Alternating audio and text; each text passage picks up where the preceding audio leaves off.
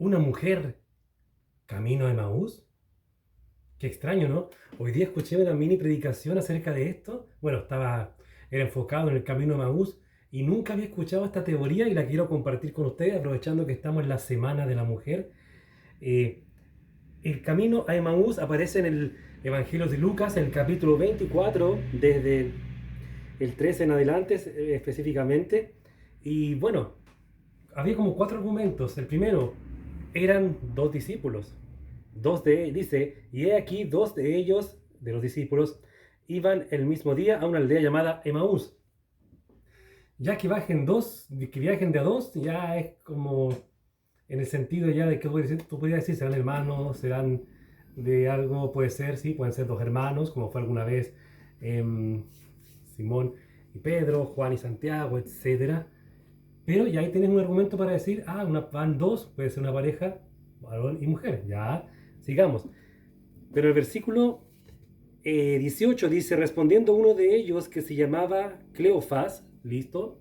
¿Qué pasa? Que resulta que solamente se da el nombre de Cleofas, no se da el nombre del otro. Y también se dice que por ese motivo la otra persona sería mujer. Sabemos que en la cultura judía pocas veces salen nombradas a las mujeres su nombre. Por ejemplo, tú no sabes cómo se llama la mamá de Sansón, pero sí sabes cómo se llama el papá. Por ejemplo, ¿ves? Tienes ese caso y varios más.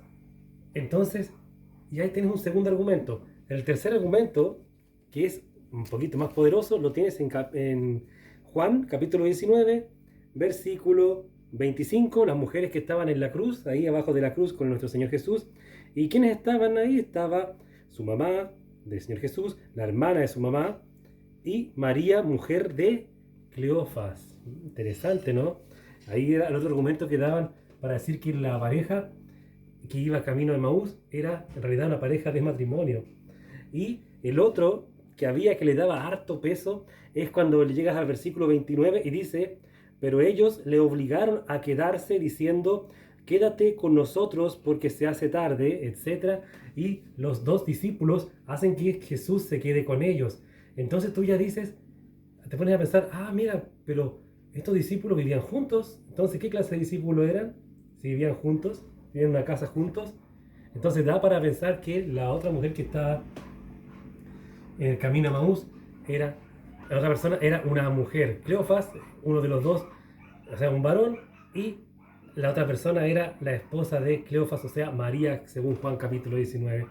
Me dejé pensando, igual eres libre de poner en los comentarios si crees que haya sido o no. Obviamente no cambia en nada el hecho de que dos personas retrocedieron a Emaús. Hay una enseñanza espiritual ahí de cómo ya lo mismo que los apóstoles cuando ya vieron que Jesús no venía, volvamos a las redes, volvamos a pescar. Aquí Jesús no está, no era el que iba a salvar a Israel, vámonos de Jerusalén a Emaús, etcétera. Pero te dejo esta interesante pregunta y ahora te sumo la segunda parte. Yo tiempo atrás sentí del Señor, específicamente febrero, marzo del 2020, aprender italiano, cominciare ad imparare l'italiano. Dopo una bellissima preghiera che ho fatto, después de una hermosa oración que he hecho, he revisado, pidiéndole al Señor que me dé un talento para honrarle, me ha hecho aprender el italiano, lo he podido aprender. Y esta predicación que he escuchado, precisamente la escuché de un hermano italiano, Antonio Pennacchio. Entonces, ¿a qué quiero decir? Yo cuando comencé a estudiar el italiano, yo me dije, entonces el Señor me va a llevar a Italia, o va a traer italianos, o me va a juntar con los italianos que hay acá en Chile para predicarle, etc. Y la verdad es que en 5 años que se van a cumplir ya, ahora en febrero, no he conocido ningún italiano en presencial, a nadie. Y un tiempo yo me dije, Señor, pero ¿sabes qué? No veo ningún fruto. ¿Por qué? Porque mi mirada estaba en esos frutos. Para mí un fruto del italiano era conocer italianos o ir a Italia en el sentido no de ir a conocer la Torre de Pisa o el Coliseo Romano, sino que en el sentido evangelístico. Pero entonces, luego, en una oración en conjunto, el Señor me muestra que, Carlos, los frutos ya están. Y precisamente así son los frutos. Ya estoy aprendiendo más de la Biblia a través de otro tipo de predicadores, de otras denominaciones, de otra lengua, pero el mismo mensaje, solamente que está en español y lo otro es en italiano, que también la tengo, la nueva Riveduta 2006. Y yo me puse a pensar, wow, es cierto, Señor, he estado aprendiendo cosas de la Biblia que nunca he escuchado en español, pero por saber italiano las he estado escuchando. Y ese es el mensaje, querido hermano. Analiza tu vida. Analiza, tú estás pensando, pucha, no estoy rindiendo nada en esta área. Tengo este talento y no estoy rindiendo fruto. ¿Por qué? Porque a lo mejor estás desenfocado, estás pensando tú estás pensando en los frutos que tú crees que darás con tu talento y a lo mejor el Señor tiene otros. Por ejemplo, eres experto en música, pero ves que no puedes adorar bien al Señor.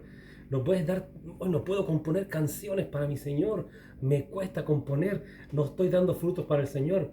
Hermano, a lo mejor tus frutos con tu talento que te dio el Señor es enseñar a otros. Es en tu intimidad estar tocando tu alabanzas o canciones de otros y poder sumarlas a tus palabras y tocar, alabar al Señor. Pues por dar una idea, por dar un ejemplo, hay muchos talentos que da el Señor y muchas formas de honrarlo. Pero eso lo quería compartir con ustedes.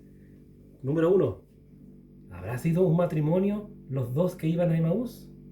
Y número dos, espero que te haya servido este mensaje respecto al por qué puedes estar verdaderamente estancado en dar frutos, porque estás quizás desenfocando como me pasó a mí. Por eso lo importante es pide oración, para que el Señor te revele el por qué y el para qué te dio talentos.